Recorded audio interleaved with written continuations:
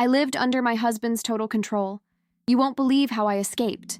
I never thought I could feel so trapped inside my own home, so suffocated by someone who claimed to love me.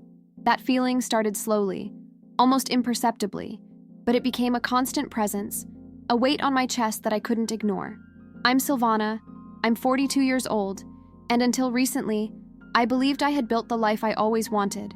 A stable home, a charismatic husband, well-mannered children, and an organized routine.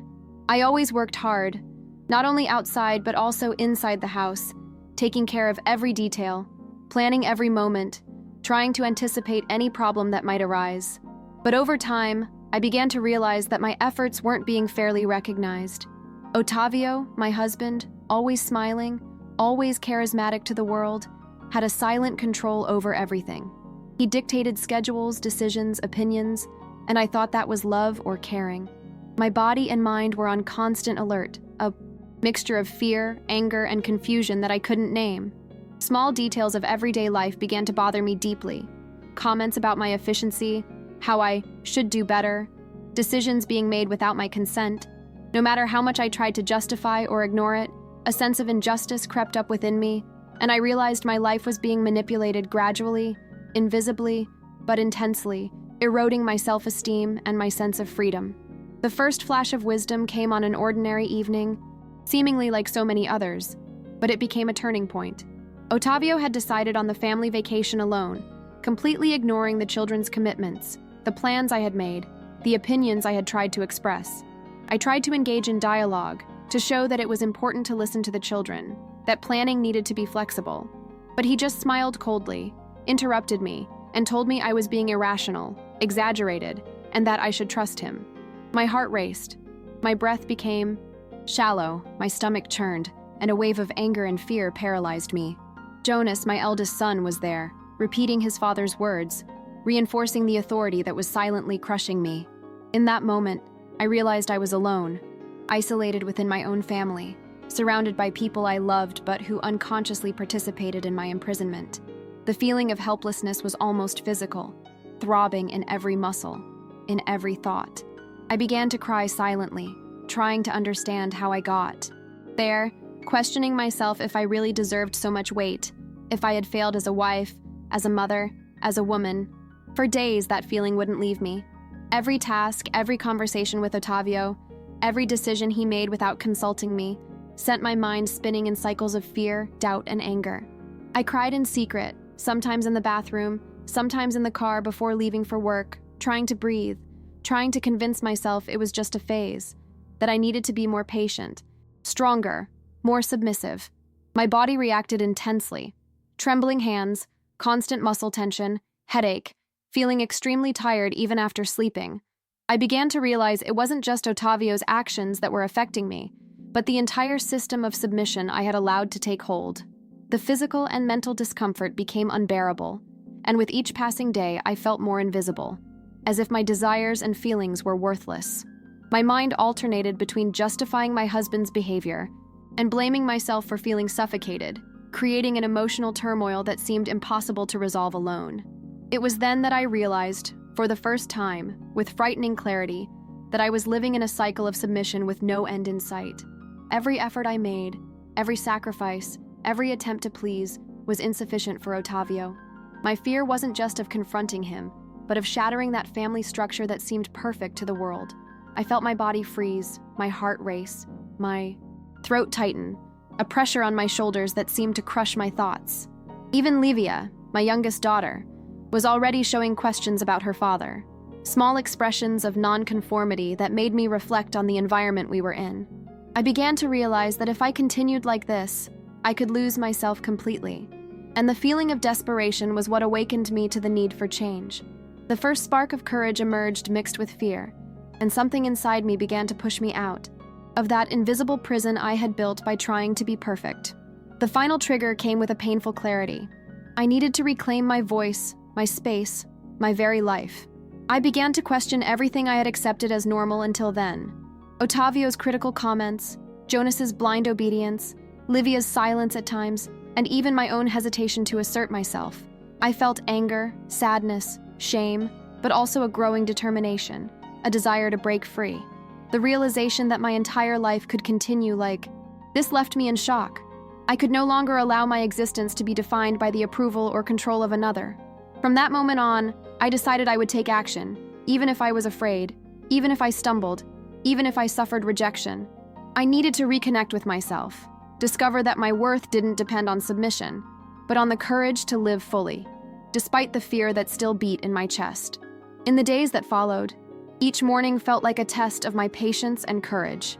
I woke with a heavy heart, wondering what Ottavio would say, what orders he would give, what criticisms he would level. It was like walking on broken glass, unsure of where to step, fearful at any moment of hurting myself. Every small gesture I made needed to be calculated, analyzed, weighed, so it wouldn't be used against me. I felt anger burning inside my chest, but at the same time, a paralyzing fear prevented me from speaking or acting. My mind filled with questions. What if I fail? What if he gets angry? What if my children reject me? But there was also a nagging, persistent flame. I no longer wanted to feel that silent oppression. I didn't want to live forever in Ottavio's shadow. Gradually, I realized I needed to lean on outsiders, someone who could show me a different, clearer view of the situation. It was then that I remembered Paula, my longtime friend, someone who always noticed my mood swings, my sighs of discouragement, my prolonged silences. I found the courage to talk to her, even though I was afraid of seeming weak or overreacting. When I opened my heart to Paula, describing situations, small details of everyday life that consumed me, I felt immediate relief. She not only listened, but validated my feelings, pointing out that I was being manipulated and that I deserved my own space, a life that was truly mine. For the first time, someone told me I had the right to choose, to make mistakes, to feel anger without guilt. That conversation affected me deeply, bringing tears and a mixture of fear and hope. I began to realize that my perception was correct, that my emotions were not exaggerated, that I had been systematically devalued. Paula encouraged me to reflect on what I really wanted, on who I was outside of Ottavio's house, beyond the chores, the care, the obedience. For the first time in years, I felt a small spark of freedom, a sense that I could finally decide for myself, even if it was difficult. But it wasn't simple. Every step I tried to take toward autonomy seemed to meet resistance. Ottavio became colder, more calculating, almost as if he sensed I was beginning to see through his game. Jonas drew even closer to his father, repeating criticisms and reinforcing orders as if I had no voice. Livia looked at me doubtfully, not fully understanding what I was feeling, but already beginning to realize that some rules were unfair. I felt the weight of the world on my shoulders, my every action seeming minuscule compared to the power Ottavio wielded. At the same time, my body reacted with anxiety, insomnia, and constant muscle tension. I felt my heart race with each conflict, my throat tighten, my hands tremble, but something inside me wouldn't let me give up. Even in the moments I thought I couldn't do it, an inner voice insisted, "You deserve freedom. You need to fight for yourself." So I decided to start with small, minuscule but conscious actions. First, I began organizing my own schedule, my thoughts, my decisions, without consulting Ottavio, even if out of fear. I planned some activities with the children independently, without asking permission, observing their reactions, noting how I felt. Each small victory was an explosion of emotions: fear, anxiety, but also pride and a sense of empowerment. I began writing my thoughts in a notebook, describing situations that hurt me, my deepest feelings, my ideas for changing my life. This became a relief, a personal therapy, helping me organize what I wanted to say and do, without depending on anyone's approval. Each written word strengthened my resolve, showing me that, even as my body trembled with fear, my mind was beginning to free itself. However, the resistance didn't disappear. Ottavio noticed my changes and began trying to destabilize me in subtle ways. Comments about my abilities, suggestions that I was overreacting, emotional manipulations that made me doubt every step. But I was no longer alone, and Paula's support and the observation of Nelson, the neighbor who always kept a watchful eye on our family, gave me perspective. They not only validated my feelings but showed me that the life I believed was normal was full of invisible traps. I began to realize that my emotions, my tears, my anger, and my courage were valid, and that I had the right to change my reality. With each resistance, my desire for liberation grew stronger, and I realized that facing fear was necessary to achieve any autonomy. The journey would be long, but I had already taken the first step, and that meant nothing could completely stop me from trying. There came a point where there was no way to avoid it.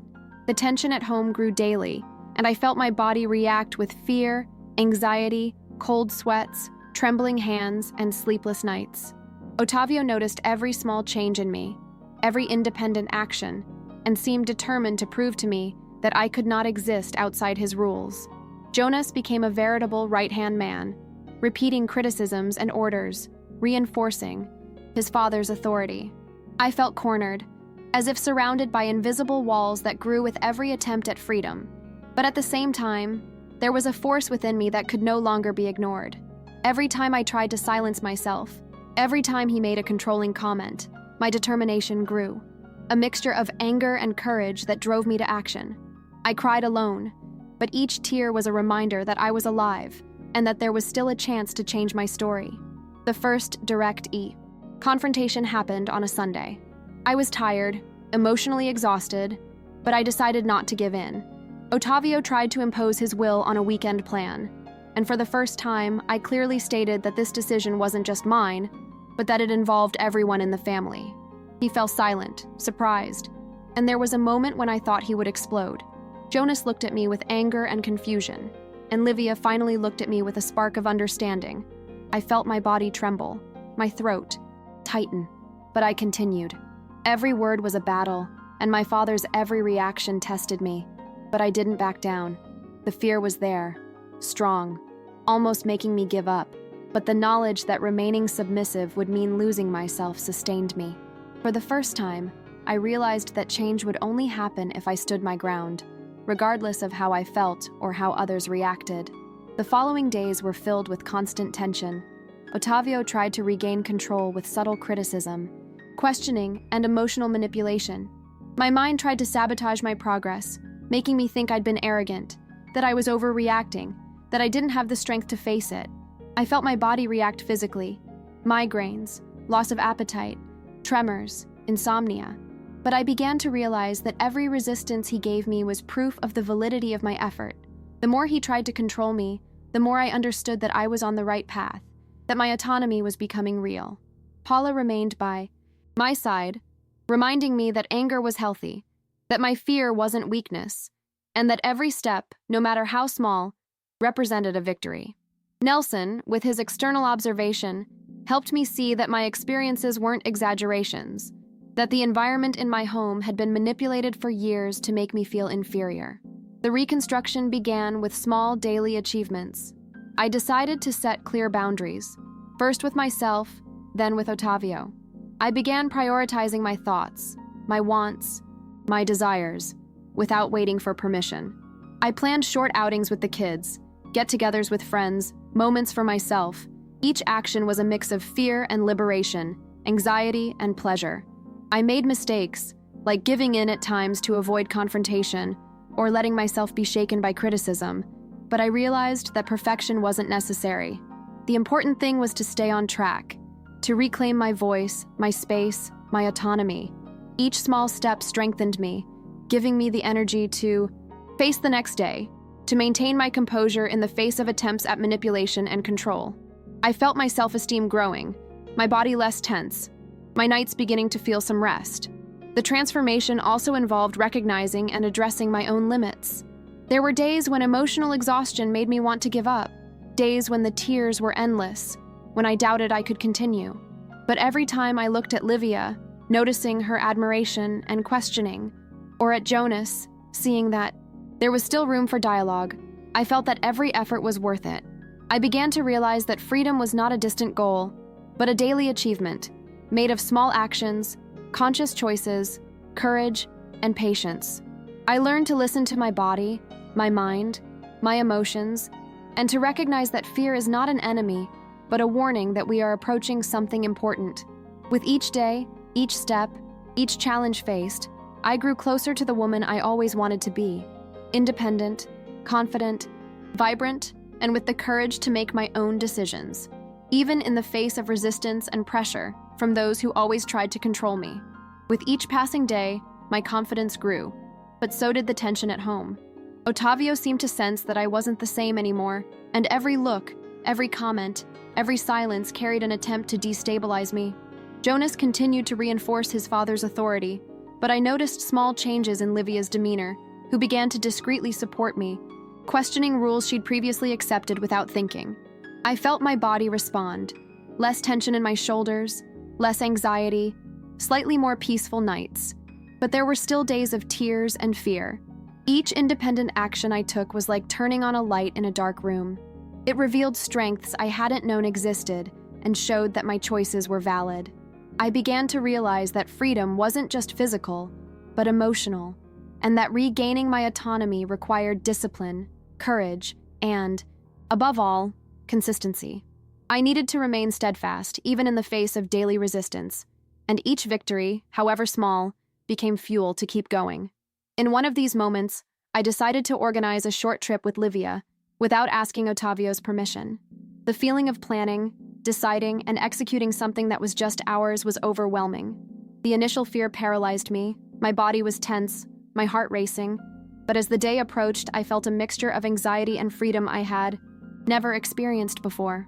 Livia was radiant, excited, and thanked me for this opportunity to experience something together without the weight of her father's authority. That trip brought us closer in a way we had never before, showing us that independence didn't mean separation, but rather the possibility of building relationships based on respect and affection, not fear or submission.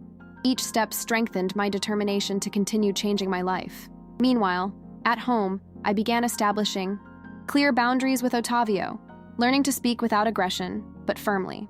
Each time he attempted to manipulate me, I responded calmly, explaining my choices and decisions, demonstrating that my space and my voice were non-negotiable. Jonas reacted with anger and attempted intimidation, but gradually he began to realize that my stance wasn't a threat, but rather a reaffirmation of who I am. I observed the effect of my words and actions on others, analyzing the impact without allowing myself to be paralyzed by fear. Every conversation, every confrontation was an emotional battle, but also an opportunity to show that I could exist without depending on my husband's approval. I felt my heart race, my mind alert, but also a sense of power I had never experienced before. Little by little, I began to notice subtle but significant changes. Ottavio still tried to control, but I no longer automatically bowed down. Livia began to open up more, sharing thoughts and questions, showing that she was learning with me that it was possible to have one's own voice. Jonas began to observe, question, and even distance himself from some of his father's orders, perhaps realizing that the system that imprisoned us was changing. My self-esteem grew with each small victory. My body felt less tense. My nights were already allowing some rest, and my mind was clearer. I learned to deal with fear and anxiety, understanding that they were part of the process, but that they could no longer paralyze me. The feeling of freedom was a mixture of relief, anger, gratitude, and hope. The most important thing in this process was realizing that my change didn't depend on Ottavio's or anyone else's reaction. Every step I took toward autonomy was my own, regardless of approval or recognition. I learned to value my decisions, to trust my feelings and intuition, and to allow myself to feel fear without it paralyzing me. I began writing more, talking more with Paula and Nelson, observing my emotions and reactions more closely, and realizing that life could be different from what I believed to be normal. Each achievement, no matter how small, strengthened my determination to continue, and each obstacle taught me something new about resilience and courage. I felt my body lighter, my mind stronger, and my heart, even wounded, more confident in its choices and future possibilities. The moment came when I realized my life was finally changing, and the feeling was overwhelming. Each step I took to regain my autonomy brought me more confidence, more courage, more clarity about who I truly am. Ottavio still tried to maintain his control, but he no longer frightened me. My firm and conscious stance became a barrier against his manipulations. Jonas began to distance himself from his father's behavior, questioning decisions he had previously repeated without thinking, and Livia accompanied me, showing that my courage inspired her own search for freedom. I felt my body lighter, my breathing calmer, my heart stronger. Every tear I shed, every sleepless night, every fear I faced, now made sense because they had brought me here. A woman who recognizes her worth and no longer fears making decisions for herself. The feeling of finally being able to breathe without fear is indescribable, and I realized that every choice I made not only affected my life, but also positively influenced my children, showing them that it is possible to fight for oneself even in the face of the cruelest adversities. Rebuilding my life also involved learning to deal with past failures and mistakes. I made mistakes, like giving in under pressure or hesitating on important decisions, but I learned to accept that perfection isn't a prerequisite for freedom. Every step, however small, had value.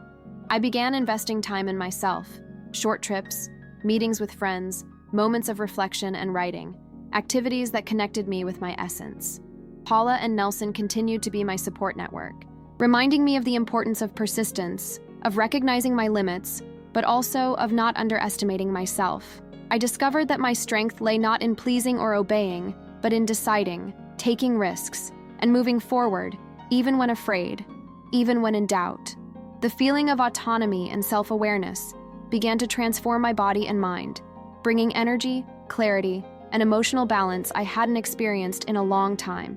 One of the most significant moments was realizing that my relationship with my children was changing. Livia became more confident, expressing opinions, questioning rules, and actively participating in family decisions. Jonas began to speak up, albeit reluctantly, but with greater awareness of his own choices.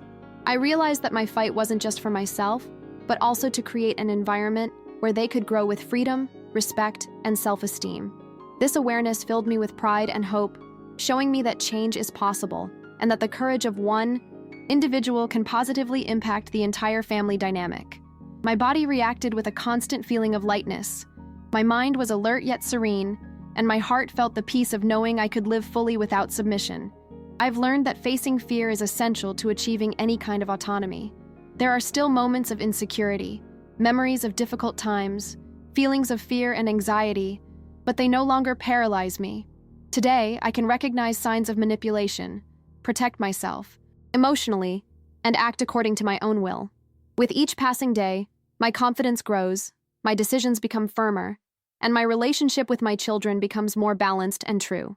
I realize that overcoming obstacles isn't a destination, but a continuous process of choice, courage, and action. Every challenge faced, every tear shed, every setback suffered was fundamental to building the woman I am today. Aware, strong, capable of fighting for what she believes in, and determined to live her own life, regardless of external pressures.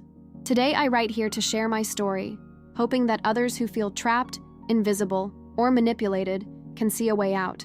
I want them to know that the pain isn't eternal, that the struggle is difficult, but possible.